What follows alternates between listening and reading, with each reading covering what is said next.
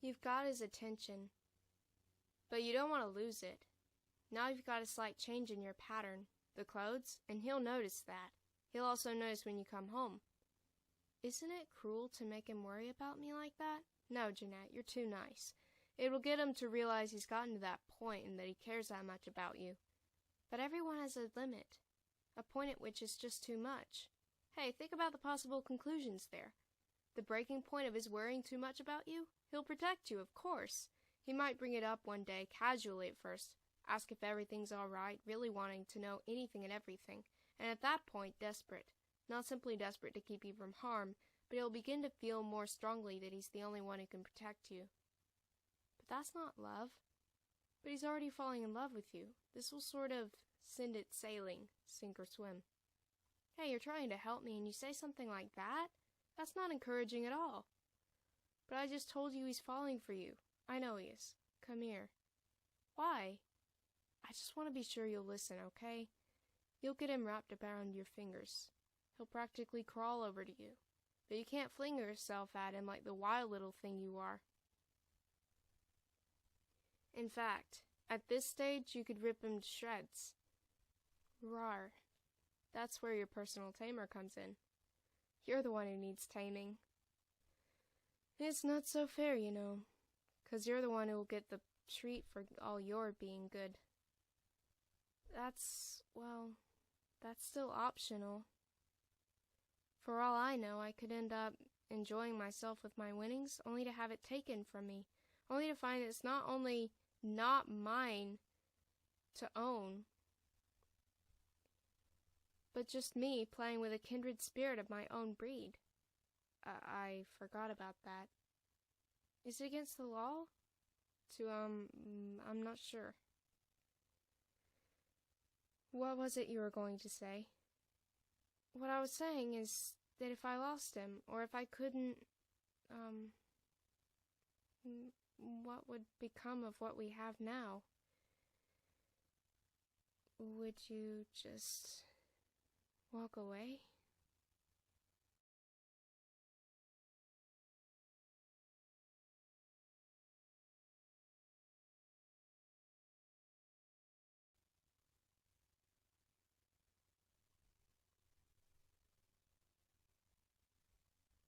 You stopped asking me for that goodnight kiss.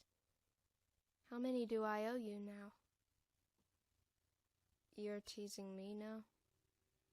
Am I?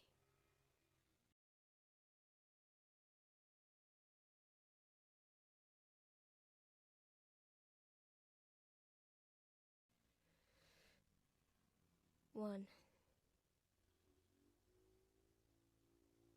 2. 3, 4, 5. Can't we just get to 9? After all, that's how many kisses I owe you. You don't owe me them. Shh. You've been good. You've earned this. 6, 7, 8, 9. 7, 8, 9.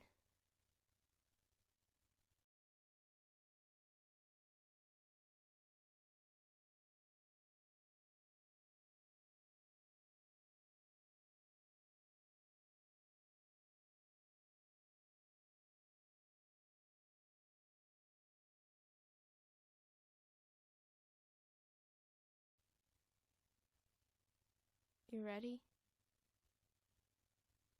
You tell me. Are you ever?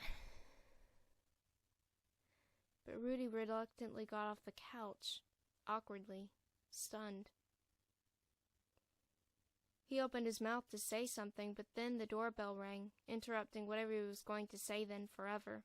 Jeanette, feeling so many things at once, feelings of rejection, longing, and somehow relief as she remembered it wasn't Dane, and that she might have never forgiven herself if it wasn't Dane. What was she thinking? Hadn't she said she'd rather be in love first?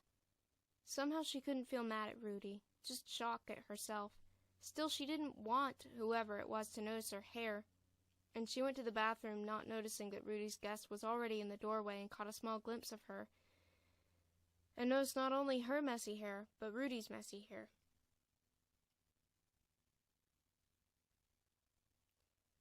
When she came back out of the bathroom,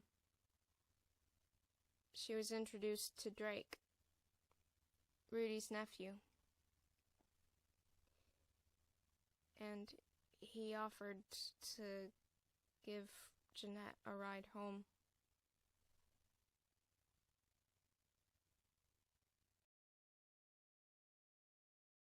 When she was dropped off, she walked past Dane unknowingly, for he sat in the dark, sensing something wasn't right and feeling alarmed at her messy hair, looking out to see a different-looking vehicle from the one that usually picked her up.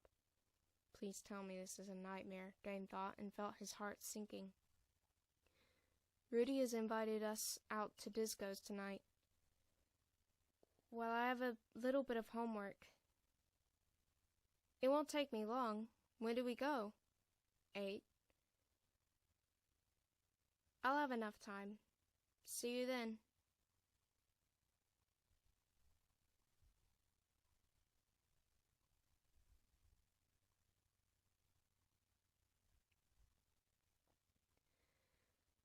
So, I'd assume things were getting better with your living conditions if it weren't for the lack of sleep look in your eyes right now.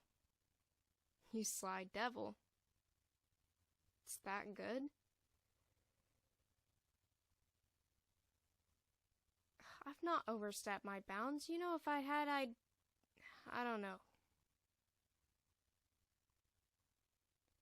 I'm sorry I know I embarrassed you at the door, but I sense you'd die a little more inside if you didn't know if she's seeing someone. And you know, she just might be. You think so? Every time she comes home, I sit near the door watching for her to come home, and not only is she coming home later and later, the other night she came home with her hair all messed up. It wasn't a windy night. Sounds like the roles have reversed. You told me how she was waiting for you. Feels like that was so long ago. You can't go on like this, though. How long are you willing to stand by and not interfere or voice anything of what you feel? I guess not. No. What? You cannot go on this way. Don't you see? She wanted your attention from the beginning. She'd act out if that's what it took. Give yourself some peace of mind. It's so easy to see. Is it?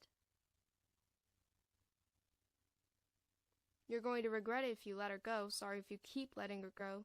You're already letting her slip away. You're slipping away in the process. All the while, someone is getting to her, getting to have all she longs to give. And if it's nothing serious to her, if she drops him, who's next then? If you're not there before then, she won't have you to fall back on. I am. I'm there when she needs me.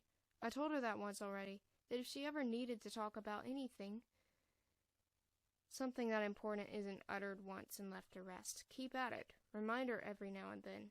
Do something to show you care. After a while of not hearing it enough, you just become any other adult who sure would listen to her problems. There are secrets?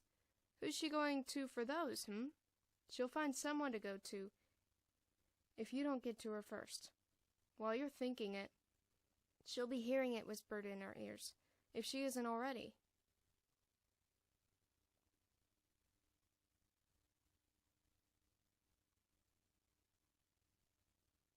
You hear me?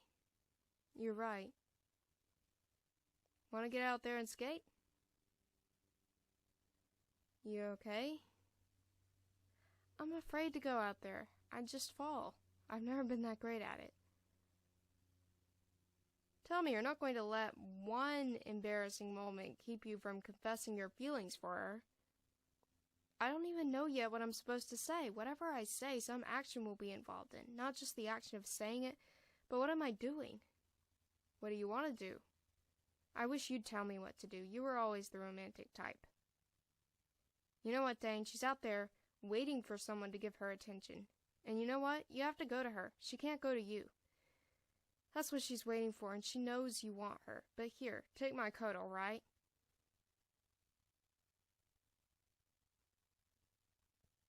It's pathetic. You've got to rise to the occasion. You can't be unprepared. Let me show you how it's done, and lazy you can just watch, since somebody's going to if you don't anyway.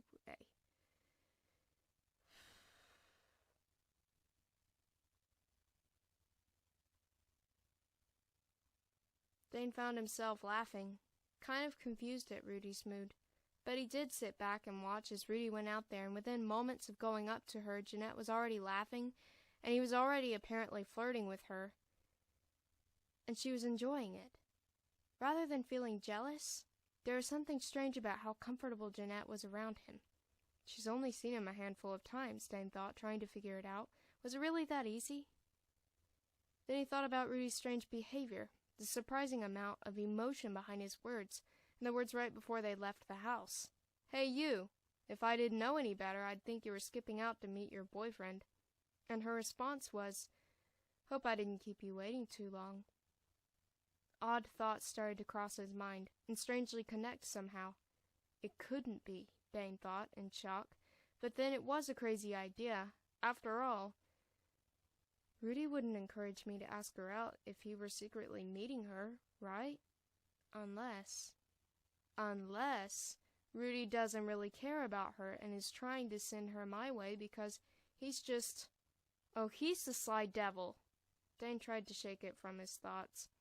But for the rest of the night, it was all he could think about, and still he couldn't think up a way to tell her how he felt.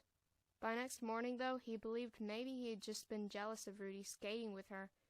Maybe he just let his imagination run too far.